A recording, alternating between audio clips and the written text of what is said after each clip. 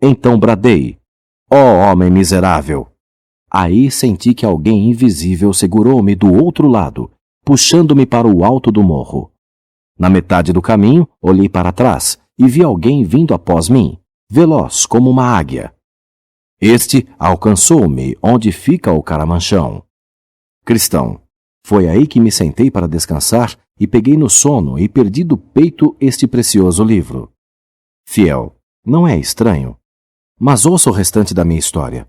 Tão logo meu perseguidor alcançou-me, deixou escapar algumas palavras e desferiu-me um soco terrível. Quando recuperei-me o suficiente, perguntei-lhe por que o fizera.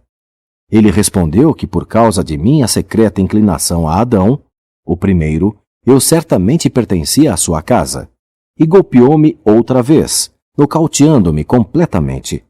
Quando voltei a mim, implorei por clemência. A lei não conhece clemência, afirmou ele, e com isso derrubou-me novamente. Sem dúvida, ter-me-ia matado, se aquele que me livrara do velho Adão não chegasse de repente e o mandasse desistir. Cristão, você sabe quem era essa pessoa? Fiel. No começo eu não sabia, mas quando ele passou, vi cicatrizes em suas mãos e pés, e soube que era o nosso Senhor. Cristão. Aquele homem que o perseguiu era Moisés, ou um de seus homens. Moisés não poupa ninguém, e não conhece misericórdia. Com ele, todos devem pagar a penalidade de uma lei quebrada. A sua regra absoluta é: a alma que pecar, essa morrerá. Fiel, eu o conheço bem. Não é a primeira vez que o encontro. Certa feita, ele me disse que queimaria a minha casa sobre a minha cabeça se eu ficasse lá. Cristão, mudando de assunto, você viu a grande casa no topo do morro, um pouco acima de onde Moisés o alcançou? Fiel, sim, e os leões também, em frente à casa. Mas achei que os leões estivessem dormindo, porque era cerca do meio-dia. Eu ainda tinha muitas horas de claridade, então passei pelo porteiro e desci o morro. Cristão, sim, o porteiro me disse que viu você passar. Aqueles leões estavam acorrentados. Eu gostaria que você tivesse parado na casa, ao menos por um dia. Eles o teriam recebido alegremente. A hospitalidade e a amizade deles são maravilhosas. Eles ter-lhe-iam mostrado umas coisas de que você jamais se esqueceria. Mas diga-me, por favor, encontrou alguém no Vale da Humildade? Fiel relata seu encontro com descontente. Fiel.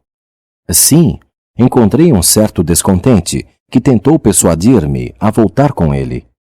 Disse que no vale não havia honra e que lá era o lugar para se perder toda a autoconfiança, bem como a confiança e o respeito dos parentes e amigos, que o senhor orgulho, o senhor arrogância, o egoísta, o glória do mundo e outros não teriam nada mais a fazer comigo depois que eu houvesse estado no Vale da Humildade. Eles acham, comentou ele, que nenhuma pessoa sábia e com respeito próprio iria para lá.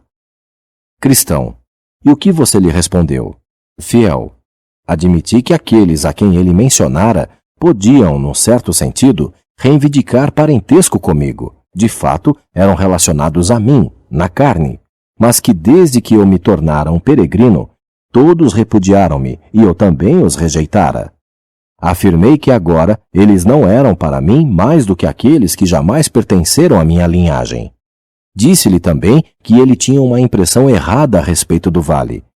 Que o vale, embora tivesse muitas coisas desagradáveis, provia ao peregrino a disciplina necessária. Antes da honra está a humildade, expliquei-lhe, e um espírito arrogante precede a queda. Além disso, prefiro atravessar este vale para chegar à honra real, a honra reconhecida pelos homens mais sábios, a escolher aquela honra que você e os mundanos consideram valiosa. Cristão, encontrou mais alguma coisa no vale? Fiel relata seu encontro com o Senhor Vergonha. Fiel, sim, encontrei-me com o Senhor Vergonha. Ele disse que o seu nome era Vergonha, mas depois de estar um pouco com ele, achei que esse nome não lhe era apropriado e que poderia estar usando um nome falso. Era realmente envergonhado, mas não de si mesmo, o que poderia bem ter sido, nem de qualquer coisa que dissesse ou fizesse. Ele envergonhava-se de mim e de meus modos de peregrino. Por quê? O que ele lhe disse? Fiel. Ele fazia objeções à minha religião. Disse que era deplorável, baixo, vergonhoso, uma pessoa renunciar à sua vontade e à sua vida para tornar-se um servo da religião. Que uma consciência sensível era uma fraqueza efeminada, e que tomar cuidado com as palavras, a atitude e a conduta, prendendo-se a regras que destruíam a liberdade, a qual todas as pessoas valentes destes tempos estão acostumadas, faria da pessoa o ridículo e o alvo de riso da sociedade atual. Ele frisou que não foram muitos os sábios, nem muitos os nobres, nem muitos os grandes homens de nossa época, que se tornaram totalmente peregrinos. Disse que os peregrinos eram, na maior parte, os infelizes, os ignorantes e os de baixa renda, que aqueles da alta classe que se declararam a favor do estilo peregrino tinham interesses particulares, faziam-no por lucro ou razões egoístas. Ele tentou deixar-me envergonhado de muitas coisas nas quais os peregrinos acreditam ou praticam. Asseverou que era uma vergonha um homem sentar-se chorando e lamentando sob um sermão, e então voltar para sua casa suspirando, que era uma vergonha pedir perdão ao próximo por faltas triviais, ou fazer restrições por injustiças cometidas. Cristão. E o que você lhe disse? Fiel. A princípio, eu mal sabia o que dizer. Senti o sangue subir-me ao rosto. Talvez estivesse com vergonha de mim mesmo por não ter pronta uma boa resposta. Graças a Deus, porém, lembrei-me finalmente das palavras do Mestre. O que entre os homens é elevado, perante Deus, é abominação. Então eu lhe disse, vergonha, você me diz o que os homens são e o que eles farão, mas não me diz nada sobre Deus. No dia do julgamento, não serei inquirido acerca do que os homens pensavam de mim, nem serei julgado pelo que você e o mundo pensam. Serei julgado pela palavra de Deus. O que Deus diz é melhor, ainda que o mundo todo seja contra. Sabendo então que Deus escolheu este caminho para os homens e que ele deseja uma consciência sensível, e sabendo que aqueles que se acham dispostos a tornar-se tolos aos olhos do mundo, por amor a Deus, são os mais sábios, e que o pobre que ama a Cristo é mais rico que aquele que o rejeita.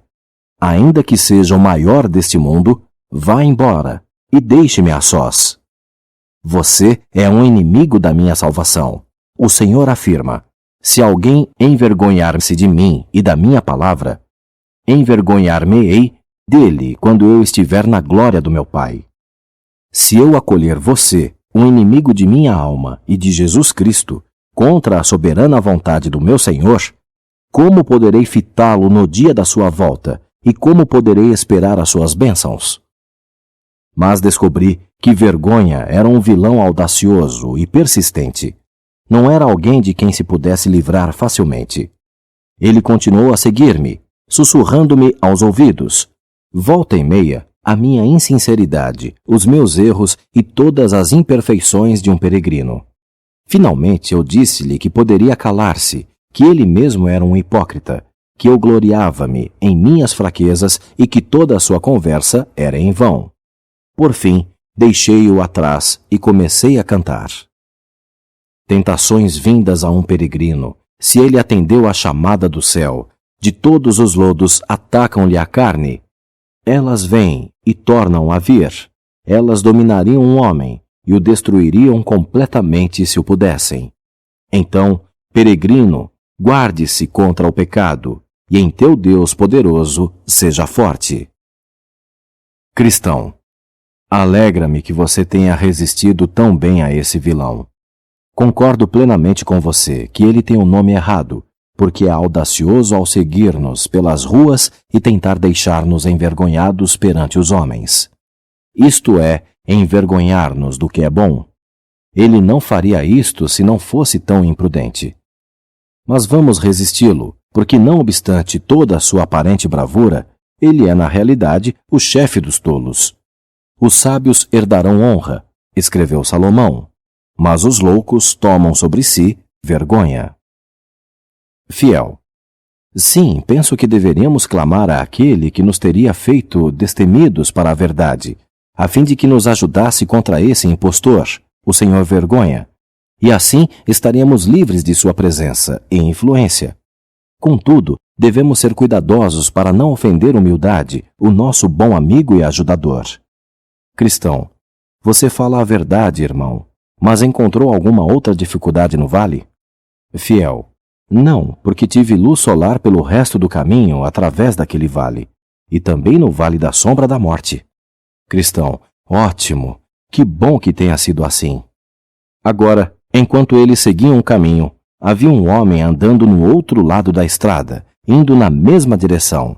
Seu nome era Locás. Fiel chamou por ele. Amigo, aonde vai? Está indo para a pátria celestial? Locás.